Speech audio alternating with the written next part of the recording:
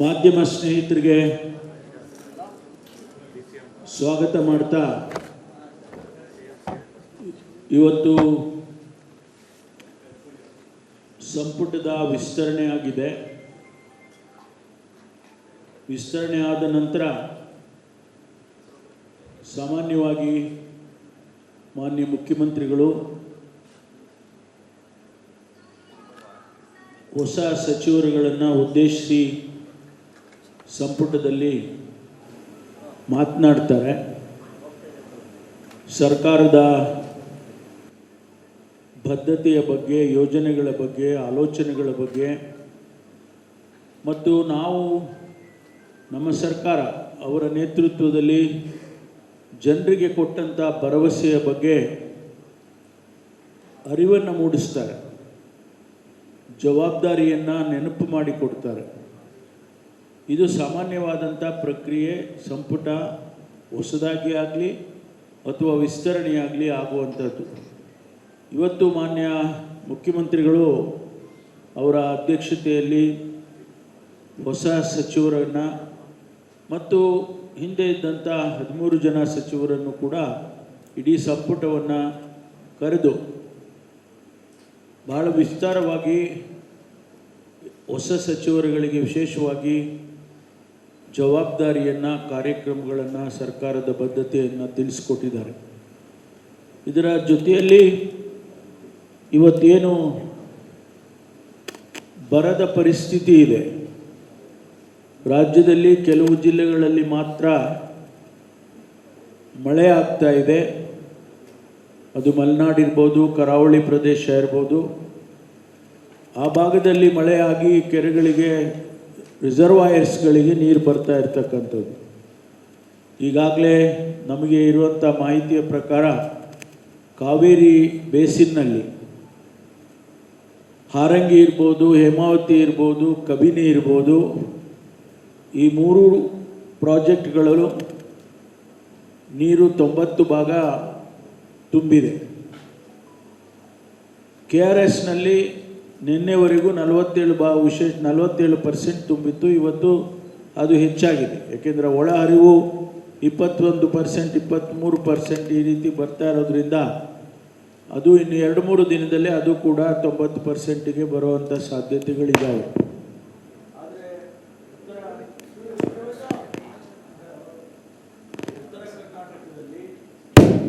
ಬಹಳಷ್ಟು ತಾಲೂಕುಗಳಲ್ಲಿ ಮಳೆಯ ಪ್ರಮಾಣ ಅತ್ಯಂತ ಕಡಿಮೆ ಆಗಿದ್ದಾವೆ.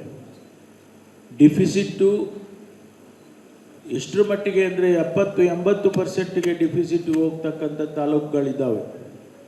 ಆ ತಾಲೂಕುಗಳನ್ನು ಈಗಾಗಲೇ ನಾವು ಗಮನಿಸಿದ್ದೇವೆ. 3 ವಾರ ಕಂಟಿನ್ಯೂಸ್ ಆಗಿ, 4 ವಾರ ಕಂಟಿನ್ಯೂಸ್ ಆಗಿ ಡ್ರೈ ಸ್ಪೆಲ್ ಬರ್ತಕ್ಕಂಥವು 111 ತಾಲೂಕುಗಳು ಇವತ್ತು ನಮಗೆ ಕಾಣಿಸ್ತಾ ಇದ್ದಾವೆ. ಈ ಸಂಖ್ಯೆ ಪ್ರತಿನಿತ್ಯ ಹೆಚ್ಚಾಗ್ತಾ ಇದೆ. ಅಂದರೆ ಯಾವಾಗ ಮಳೆ ಬರ್ತಾ ಇಲ್ಲ, ಆ ಡಿಫಿಸಿಟ್ ಜಾಸ್ತಿ ಆದಮೇಲೆ ಅದು ಹೆಚ್ಚು ಸಂಖ್ಯೆಯಲ್ಲಿ ಬರಪೀಡಿತ ಪ್ರದೇಶಗಳು ಆಗ್ತಾ ಇದ್ದಾವೆ.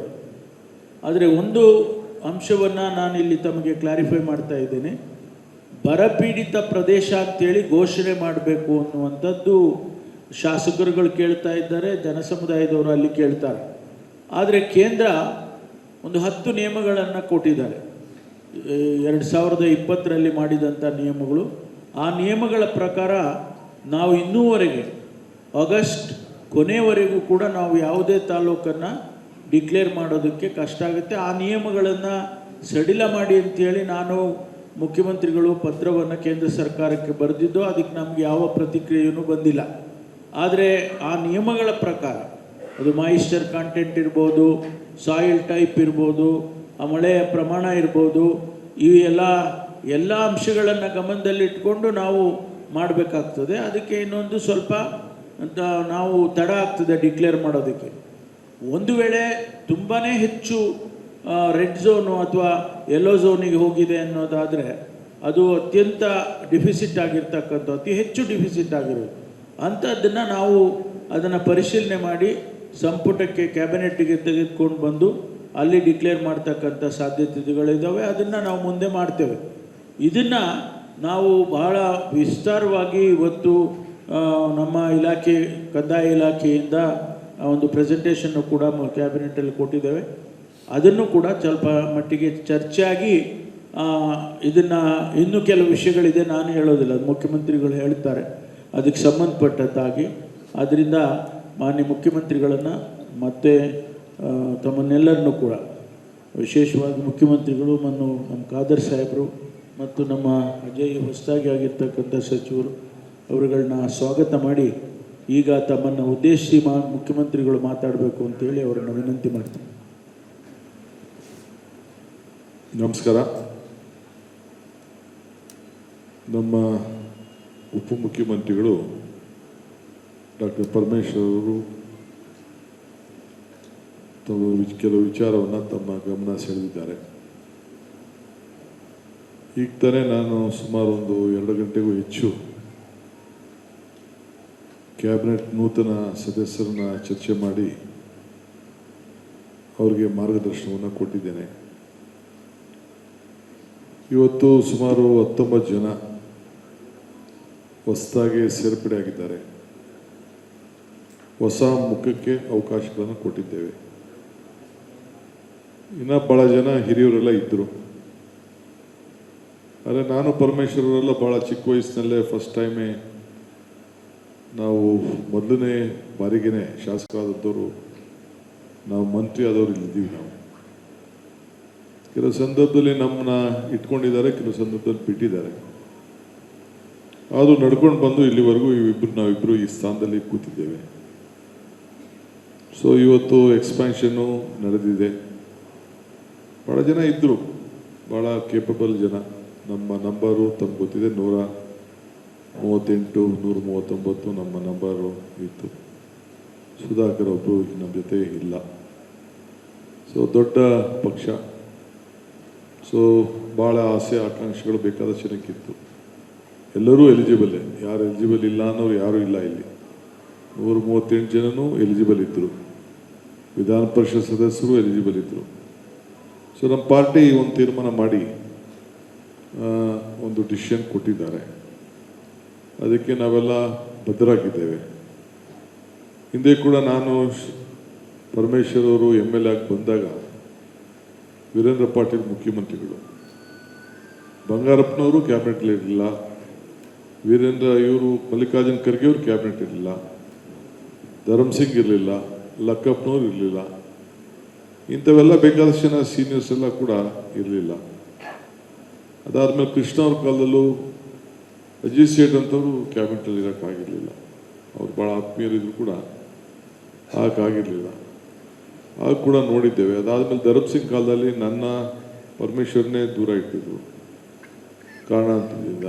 ಸಿದ್ದರಾಮಯ್ಯವ್ರ ಕಾಲದಲ್ಲೂ ನಾವಿಬ್ಬರು, ಇವರು ಅಧ್ಯಕ್ಷರಾಗಿ ಅಧಿಕಾರ ಬಂದರು. ಇವರು 3 ವರ್ಷ ಆದಮೇಲೆ ಹೊರಗಡೆ ಬರಬೇಕಾದ ಪರಿಸ್ಥಿತಿ ಬಂತು. ನನ್ನ ಕೂಡ ಕೆಲವು ದಿನ ಹೊರಗಡೆ ಇಟ್ಟಿದ್ರು. ನಾವು ಭಾಳ ತಾಳ್ಮೆಯಿಂದ ಇದ್ದು, ನಮ್ಮಿಬ್ಬರ ತಾಳ್ಮೆ ಇವತ್ತು ನನ್ನ ಮುಖ್ಯಮಂತ್ರಿ ಮಾಡಿದೆ ಪಕ್ಷ, ಇವ್ರನ್ನ ಉಪಮುಖ್ಯಮಂತ್ರಿ ಮಾಡಿದೆ. ಸೊ ಹಂಗೆ ಇವತ್ತು ನೀವು ಏನೇನು ಪ್ರಶ್ನೆ ಕೇಳ್ತೀರಂದೆಲ್ಲ ನನಗೆ ಅರಿವಿದೆ. ಏನೇನು ಪಾಯಿಂಟ್ ಹಾಕ್ತೀರಿ, ತುಮಕೂರು ಮೀಟಿಂಗು, ಅಲ್ಲಿ meeting, Kolar meeting, Chikkaballapur meeting, Shivamogga meeting, Raichur meeting, Ballari meeting ಎಲ್ಲ ಹೇಳ್ತೀರಿ ನೀವೆಲ್ಲ. ಬಿಜಾಪುರ ಮೀಟಿಂಗ್ ಎಲ್ಲ ಕೆಲವು ಪ್ರಶ್ನೆಗಳು ಅವ್ರು ಹೆಂಗೆ ಹೇಳಿದ್ರು ಹಿಂಗೆ ಹೇಳಿದ್ರು ಅಂತ ಎಲ್ಲ ಹೇಳ್ತೀರಿ. ಈ ನಡ್ಕೊಂಡು ಬಂದಂಥ ಪದ್ಧತಿ ಇದೆಯಲ್ಲ, ಇದು ಏನು ಮಾಡ್ತೀರಿ? ಇರೋದು 33 ಸ್ಥಾನ. ಮೊದಲಾದರೆ ಬೇಕಾದಷ್ಟು ಎಷ್ಟು ಜನ ಬೇಕಾದ್ರೂ ತಗೊಳ್ಳೋಂಥ ಅವಕಾಶ ಕೃಷ್ಣ ಅವ್ರ ಕಾಲಕ್ಕೆ ಮುಗಿದೋಯ್ತು. ಈಗ 15%ಗೆ ಲಿಮಿಟೇಷನ್ ಮಾಡಿದೆ. ಕಂಪಲ್ಸರಿ ಅಪ್ಪರ್ ಹೌಸಲ್ಲಿ ಒಬ್ಬರು ಇರಲೇಬೇಕಾಗಿದೆ. ಸೊ ಈ ಪದ್ಧತಿ ಇದೆ. ಆಮೇಲೆ ನಿಮಗೆ ಈಗ ಹೆಣ್ಮಕ್ಳಿಲ್ಲ ಅಂತ ಒಂದು ಪ್ರಶ್ನೆ ಹಾಕ್ತೀರಿ, ಅದಾಗ್ತದೆ, ಫಿಲ್ ಮಾಡ್ತೀವಿ. ತಲೆ ಕೆಡಿಸ್ಕೊಳಕ್ಕೆ ಹೋಗ್ಬಿಡಿ, ಹೆಣ್ಮಕ್ಳು ಇರಲೇಬೇಕು. ನಮ್ಮ ಪಕ್ಷದಲ್ಲಿ ಒಂದು ಸಿದ್ಧಾಂತ ಇದೆ. ಮೊದಲು ಒಬ್ಬಳು ಹೆಣ್ಮಗಳು ಇದ್ದು, ಈಗ ಡೆಪ್ಯೂಟಿ ಸ್ಪೀಕರ್ ಕೊಟ್ಟಿದ್ದೀವಿ. ಮಂತ್ರಿಗೂ ಮಂಡಲಕ್ಕೂ ನಮ್ಮ ಪಕ್ಷ ಅದಕ್ಕೆ ನನಗೆ ಮಾರ್ಗದರ್ಶನವನ್ನು ಕೊಡ್ತದೆ. ಸೊ ಆದರೂ ಕೂಡ ಈಗ ನಾನು ಇಷ್ಟೊತ್ತು ಕ್ಯಾಬಿನೆಟ್ ಮೀಟಿಂಗಲ್ಲಿ ಎಲ್ಲ ನನ್ನ ಫ್ರೆಂಡ್ಸ್ಗೆ ಏನೇನು ಸವಾಲುಗಳಿದೆ, ಏನೇನು ಸಮಸ್ಯೆಗಳು ಬರ್ಬೋದು, ಇವೆಲ್ಲ ಕೂಡ ನಾನು ಎಕ್ಸ್ಪ್ಲೇನ್ ಮಾಡಿದ್ದೀನಿ. ಈಗ ನೀರಿನ ದೊಡ್ಡ ಸಮಸ್ಯೆ ಕಾವೇರಿ ಭಾಗದಲ್ಲಿ ಎಲ್ಲ ರಾಜ್ಯದಲ್ಲಿ ಬರಗಾಲ ಈಗ ಕೆಲವೆಲ್ಲ ಬಂದಿರ್ಬೋದು ಸಮಸ್ಯೆಗಳು. ಈಗ ಮೊನ್ನೆ ತಾನೇ ಭಾಳ ದೊಡ್ಡ ಭೀಕರವಾದಂಥ ಕಂಟಕ ಇತ್ತು. ದೇವ್ರ ಕೃಪಾ ನಿಮ್ಮೆಲ್ಲರ ಆಶೀರ್ವಾದ ಇವತ್ತು ಡ್ಯಾಮ್ನಲ್ಲಿ ಇವತ್ತು ನಾವು 3,500 ಬಿಡು ಅಂತ ಹೇಳಿದ್ರೆ ಇವತ್ತು 30,000 ಬಿಡ್ತಾ ಇದ್ದೀವಿ. ನಾವು ಅಲ್ಲೇ ರಿಲೀಸ್ ಮಾಡ್ತಾಯಿದ್ವಿ. 30,000 ಅಷ್ಟು ನೀರು ಹೋಗ್ತಾ ಇದೆ. ಆದರೆ ಇನ್ನೂ KRS ತುಂಬಿಲ್ಲ, ಹೇಮಾವತಿನೂ ತುಂಬಿಲ್ಲ. ಸೊ ಬೇರೆ ಎಲ್ಲ ಸ್ವಲ್ಪ ಇನ್ಫ್ಲೋ ಸ್ವಲ್ಪ ಸರಿಯಾಗಿ ಆಗ್ತಾಯಿದೆ. ಮಧ್ಯ ಸ್ವಲ್ಪ ತಿರ್ಗಾ ಕಡಿಮೆನೂ ಆಗಿತ್ತು. ಅದೇ ರೀತಿ ಮಲೆನಾಡಲ್ಲೂ ಮಳೆ ಬರ್ತಾ ಇದೆ ಸ್ವಲ್ಪ. ಇನ್ನು ತುಂಗಭದ್ರಾಗೆ ನೀರು ಸಾಕಷ್ಟಿಲ್ಲ. ಇನ್ನು ಬರೀ ಇದು ಆಲ್ಮಟ್ಟಿಗೆ ಮಾತ್ರ ಸ್ವಲ್ಪ ನೀರು ಬರ್ತಾಯಿದೆ. ಇದನ್ನೆಲ್ಲ ಇನ್ನು ಬರಗಾಲ ಇದೆ. ಕೆಲವು ಭಾಗದಲ್ಲಿ ಜಾಸ್ತಿ ಮಳೆನೂ ಬೀಳ್ತಾ ಇದೆ. ಅನಾಹುತಗಳು ಆಗಿದೆ. ಶಿವಮೊಗ್ಗದಲ್ಲಿ ತೀರ್ಥಹಳ್ಳಿಲೆಲ್ಲ ಅನಾಹುತ ಆಗಿದೆ, ಬೇರೆ ಕಡೆಲ್ಲ ಆಗಿದೆ. ಅದಕ್ಕೆಲ್ಲ ನಾನು ಏನೇನು ಪರಿಹಾರ ಕೊಡಬೇಕು ಅದಕ್ಕೆಲ್ಲ ನಾನು ರಿಪೋರ್ಟ್ ತರಿಸ್ಕೊಂಡು ಮುಂದಕ್ಕೆ ನಾನು ಅನೌನ್ಸ್ಮೆಂಟ್ ಮಾಡ್ತೀನಿ. ನಾನೇ ಮಾಡ್ಬೋದಾಯಿತು, ನನಗೆ ಗೊತ್ತಿತ್ತು ಈ ಕ್ಯಾಬಿನೆಟ್ಟು ಎಕ್ಸ್ಪ್ಯಾನ್ಷನ್ ಆಗ್ತದೆ ಅನ್ನೋದು. ಸೊ ಅವ್ರ ಕೈಯಲ್ಲಿ ಲೋಕಲಲ್ಲಿ ಅನೌನ್ಸ್ಮೆಂಟ್ ಮಾಡೋಂಥ ಕೆಲಸ ನಾನು ಮಾಡಿಸ್ತೀನಿ, ಏನೇನು ಪರಿಹಾರ ಕೊಡಬೇಕು ಅಂತ. ಈಗ ಇಷ್ಟೊತ್ತು 2 ಗಂಟೆ ಎಲ್ಲ ಮಿನಿಸ್ಟರ್ಸ್ ಕೂಡ ನಾನು ಹೇಳಿದ್ದೇನೆ, ನಾಳೆ 1 ದಿನ ಮಾತ್ರ ನಿಮಗೆ ಅವಕಾಶ. ನಾಳಿದ್ದಿಂದಲೇ ನಿಮ್ಮ ಜಿಲ್ಲೆ ಏನೇನು ಜವಾಬ್ದಾರಿ ವಹಿಸ್ತೀನಿ. ನಾನು ಈಗ ಡಿಸ್ಟ್ರಿಕ್ಟ್ ಮಿನಿಸ್ಟರ್ ಅಂತ ಈಗ ಅನೌನ್ಸ್ಮೆಂಟ್ ಮಾಡಿಲ್ಲ, ಬಟ್ ಕೆಲವರಿಗೆ ಆ ಜಿಲ್ಲೆಗಳಿಗೆ ಜವಾಬ್ದಾರಿಯನ್ನು ವಹಿಸಿದ್ದೇನೆ. ಅಲ್ಲಿ ಹೋಗಿ ಇಲ್ಲ ಅತಿವೃಷ್ಟಿ ಆಗಿರ್ಬೋದು, ಬರಗಾಲ ಇರ್ಬೋದು, ಇಲ್ಲ ನೀರು ಜಾಸ್ತಿ ಇರ್ಬೋದು, ಕಡಿಮೆ ಇರ್ಬೋದು, ಇದಕ್ಕೆಲ್ಲ ಕೂಡ ನೀವೆಲ್ಲ ಹೋಗಿ ಫೀಲ್ಡ್ ವಿಸಿಟ್ ಮಾಡಬೇಕು ಅಂತೇಳಿ ಕಂಪಲ್ಸರಿ ನೀವು ಟೂರ್ ಮಾಡಿಕೊಂಡು ನಿಮ್ಮ ಜಿಲ್ಲೆಗಳನ್ನ ಟೂರ್ ಮಾಡಿಕೊಂಡು ಬಂದು ನಮ್ಮ ರೆವಿನ್ಯೂ ಮಿನಿಸ್ಟ್ರಿಗೆ ರಿಪೋರ್ಟ್ ಕೊಡಬೇಕು ಅಂತ ಹೇಳಿದ್ದೇವೆ. ಈಗಾಗಲೇ ಅಪೋಸಿಷನ್ ಪಾರ್ಟಿಯವರು ಹೀಗೆ ಬರಗಾಲ ಅನೌನ್ಸ್ಮೆಂಟ್ ಮಾಡಿ ನಾವು ಅಸೆಂಬ್ಲಿ ನಡೆಸೋಕ್ಕೆ ಬಿಡಲ್ಲ ಅಂತ ಪಾಪ ಹೇಳ್ತಾ ಇದ್ದಾರೆ. ಅವರೆಲ್ಲ ಅನುಭವಿಸ್ತಾರೆ, ಅವರೆಲ್ಲ ರೆವಿನ್ಯೂ ಮಿನಿಸ್ಟ್ರೆಲ್ಲ ಆ ಕೆಲಸ ಮಾಡ್ತಾಯಿದ್ದಾರೆ. ಅದಕ್ಕೆಲ್ಲ ಟೈಮ್ ಬಂದಾಗ ಅದಕ್ಕೆ ಉತ್ತರ ಕೊಡೋಣ.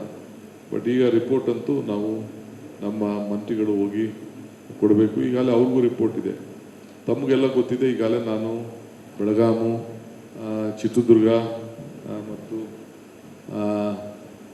ಗುಲ್ಬರ್ಗ 3 ಡಿವಿಷನ್ನು ನಾನು ಮೀಟಿಂಗ್ ಮಾಡಿದ್ದೀನಿ. ಮೈಸೂರೊಂದು ಮಾಡಬೇಕಾಗಿತ್ತಷ್ಟೇ, ಅದನ್ನು ಸದ್ಯದಲ್ಲೇ ನಾನು ಟೈಮ್ ತೆಗೆದುಕೊಂಡು ಆ ಡಿವಿಷನ್ ಕೂಡ ಏನೇನು ಸಮಸ್ಯೆ ಇದೆ ಅಂತ ನಾನು ಖಂಡಿತ ಮಾಡೋನಿದ್ದೇನೆ. ಸೊ ಈಗಾಗಲೇ ನಮ್ಮೆಲ್ಲ ಶಾಸಕರು ಕೂಡ ಪಾರ್ಟಿಸಿಪೇಟ್ ಮಾಡಿದ್ದಾರೆ. 30, 35, 40, 50 ಜನ ಎಲ್ಲ ಕೂಡ ಆ ಭಾಗದವರೆಲ್ಲ MP ಗಳು MLAಗಳೆಲ್ಲ ಬಂದಿದ್ದಾರೆ. ಎಲ್ಲರಿಗೂ ಚರ್ಚೆ ಮಾಡೋಕ್ಕೆ ಅವಕಾಶ ಮಾಡಿಕೊಟ್ಟಿದ್ದೀನಿ.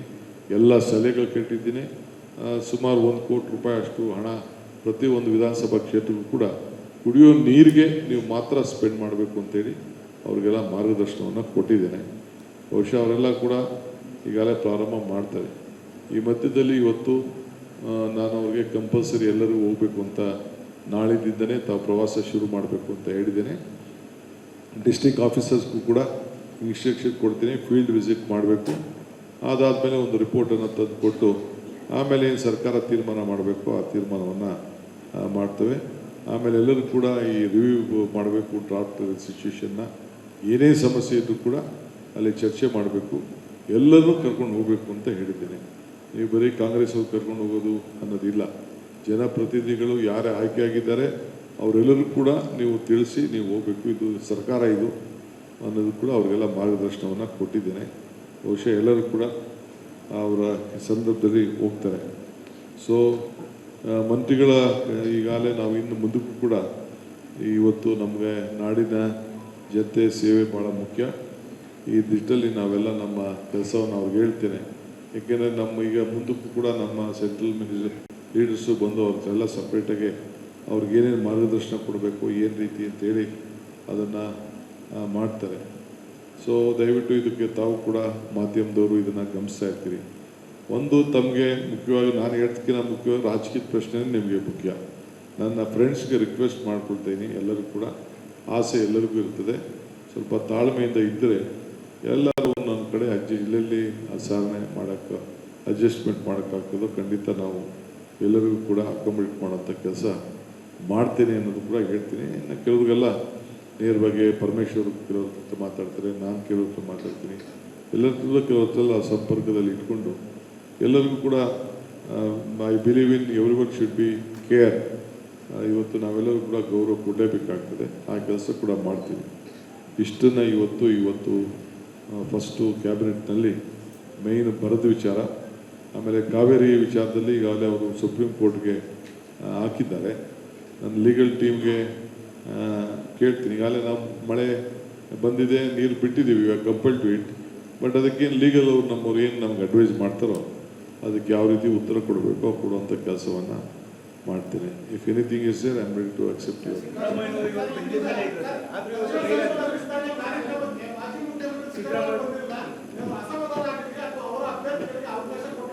ನೋಡಪ್ಪ, ನಾನು ಅವರು ಎಲ್ಲ ಕೂತ್ಕೊಂಡು ತೀರ್ಮಾನ ಮಾಡಿರೋದೆ. ಅವರ ಬರ್ತಡೇ ಇವತ್ತು, ಟೂತ್ ಹಬ್ಬ, ಗೆಸ್ಟ್ಗಳು ವಿಪರೀತ ಇದ್ದರು ಅವ್ರಿಗೆ, ಅರ್ಥ ಆಯ್ತಾ? ಅವರ ಜನ್ಮದಿನ, ನಾನು ಅವ್ರಿಗೆ ಶುಭ ಹಾರೈಸಿದ್ವಿ, ಆಯಿತಾ? ಇವತ್ತು ಸಿದ್ದರಾಮಯ್ಯನವ್ರಿಗೆ ಯಾಕೆ ಅಸಮಾಧಾನ? ನಾವೆಲ್ಲ ಒಂದು ಟೀಮ್, 139 ಜನನು ಒಂದು ಟೀಮ್, ಯಾರಿಗೂ ಅಸಮಾಧಾನ. ಈಗಿರೋರೆಲ್ಲ ನಾನು ಸೇರಿ ಅವ್ರ ಕಡೆಯವರಲ್ವಾ? ನಾನು ಸಿದ್ದರಾಮಯ್ಯನವರ ಪಟ್ಟ ಅಭಿಮಾನಿಗಳು ಇರೋದು. We all are one, we all are united, we will be united, we will fight unitedly. ನೀವೆಲ್ಲ ಯಾಕೆ ಅದಕ್ಕೆ ನೀವೇನು ಬರೀ ಹುಡುಕ್ತಾ ಇದ್ದೀರ? ನಾವು ಹೊಸದಾಗಿ ಲೆನ್ಸ್ ಆಗ್ತಾ ಇದ್ದೀರ, ಹೊಸ ಸುದ್ದಿ ಕೇಳ್ತಾ ಇದ್ದೀನಿ ನಿಮ್ಮ ಹತ್ರ ಎಲ್ಲ.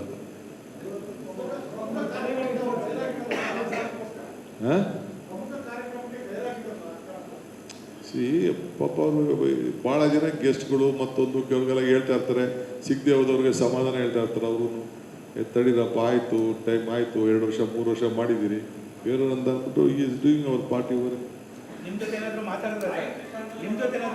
ಖಂಡಿತ ಮಾತಾಡಿದ್ದೀವಿ, 5 ಸತಿ ಮಾತಾಡಿದ್ದೀನಿ ನಾನು.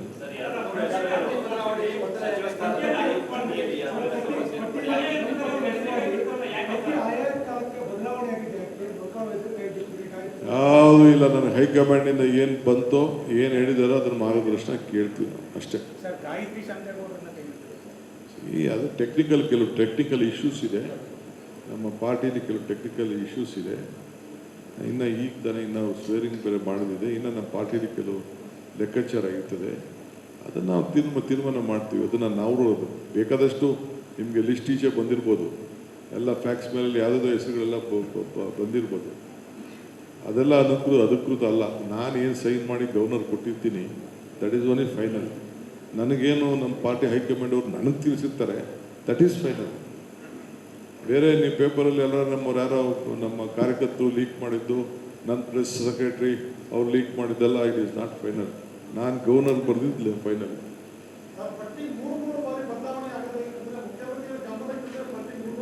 ಎಲ್ಲೂ ಆಗಿಲ್ಲ, ನಿಮ್ಗೆ ಕಾಣ್ತಾ ಇದೆ ಅಷ್ಟೇ. ಈಗ ಎಷ್ಟು ಹೆಸರು ಬೇಕಾದ್ರೂ ಚೇಂಜ್ ಮಾಡ್ಬೋದು. ನೀವು ಎಷ್ಟು ಮಖಗಳು ತೋರಿಸಿದ್ರಿ 20 ದಿನದಿಂದ? 4 ಕ್ಯಾಬಿನೆಟ್ ತೋರಿಸಿದ್ರಿ ನೀವು. 4 ಕ್ಯಾಬಿನೆಟ್ ತೋರಿಸಿದ್ರಿ.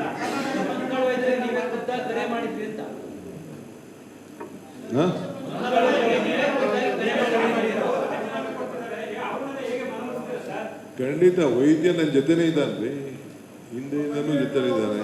ಸರ್, ಯಶವಂತ ರಾಯಗೌಡ ರಾಜೀನಾಮೆ ಕೊಟ್ಟಿದ್ದಾರೆ ಸರ್. ಈಗ ನಾಳೆ ಬೇಳೂರವರು ಕೂಡ ಕೊಡ್ತಾರಂತೆ. ಇಲ್ಲಿ ನೋವಾಗಿರ್ತದೆ, ಈಗ ನನ್ನ ನೋವಾಗಿರ್ಲಿಲ್ವಾ?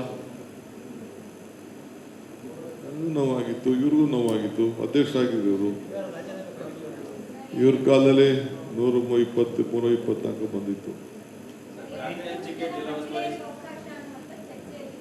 ಕೊಡೋಣಮ್ಮ, ಕೊಡ್ತೀವಿ. ಹೆಣ್ಮಕ್ಳಿಲ್ಲದೆ ನಾವು, ನಮ್ಮ ಪಕ್ಷನೇ ಇಲ್ಲ, ಹೆಣ್ಮಕ್ಳಿಗೆ ನಾವು ಶಕ್ತಿ ಕೊಡ್ತೀವಿ.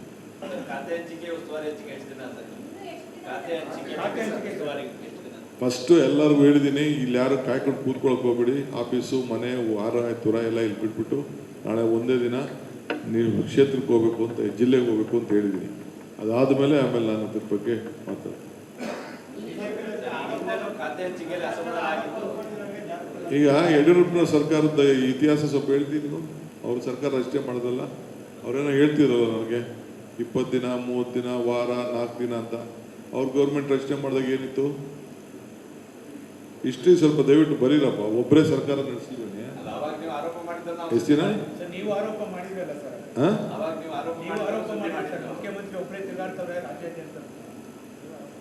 ಅದನ್ನು ನೀವು ಬರೀರಿ ಅಂತ ನಿಮ್ಗೆ ರಿಕ್ವೆಸ್ಟ್ ಮಾಡ್ತೀನಿ.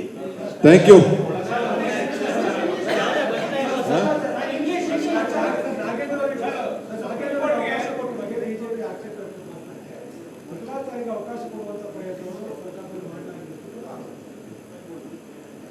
ಅದಕ್ಕೆಲ್ಲ ಈಗ ಒಂದೇ ದಿನಕ್ಕೆ ಉತ್ತರ ಕೊಡೋದು ಬೇಡ, ನಿಮಗೂ ಸ್ವಲ್ಪ ಇರಲಿ.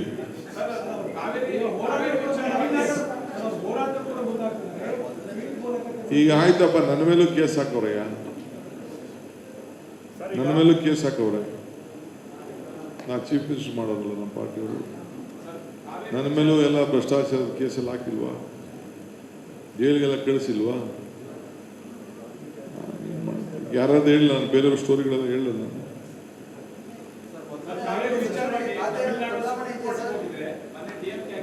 I am appealing, see, on the issue of Kaveri issue.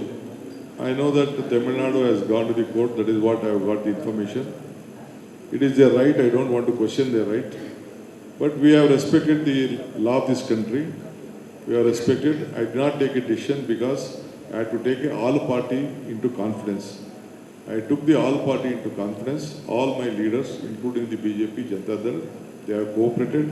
Entire Karnataka stands united. They have supported the cause. In future also, they will stand with us. I am very proud of them. I salute all my leaders, all the party senior leaders, all the former chief ministers, all the union ministers supported. Though Mr.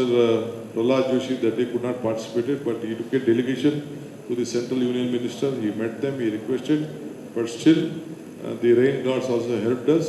We are compelling the orders given by the management authority.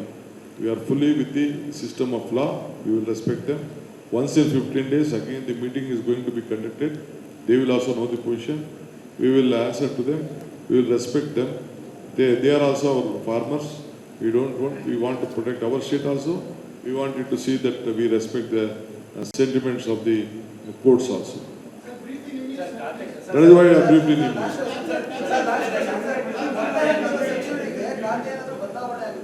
ಯಾರಿಗೆ? Nothing doing. Party high command ಏನು ಹೇಳ್ತದೋ ಅದಷ್ಟೇ.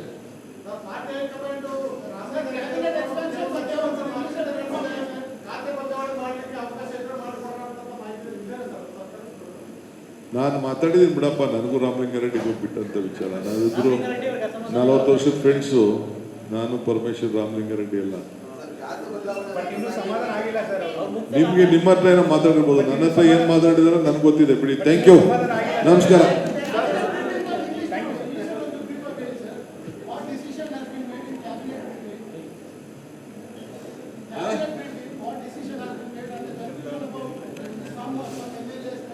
There is no confusion.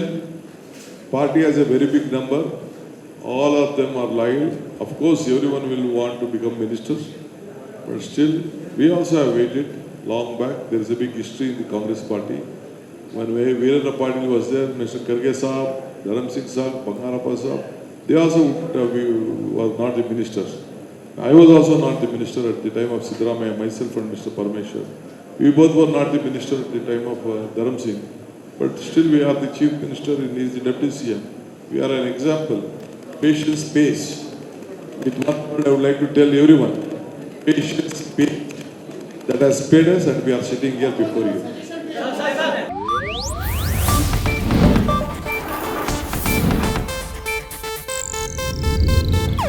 ಇದು Asianet news network ಪ್ರಸ್ತುತಿ.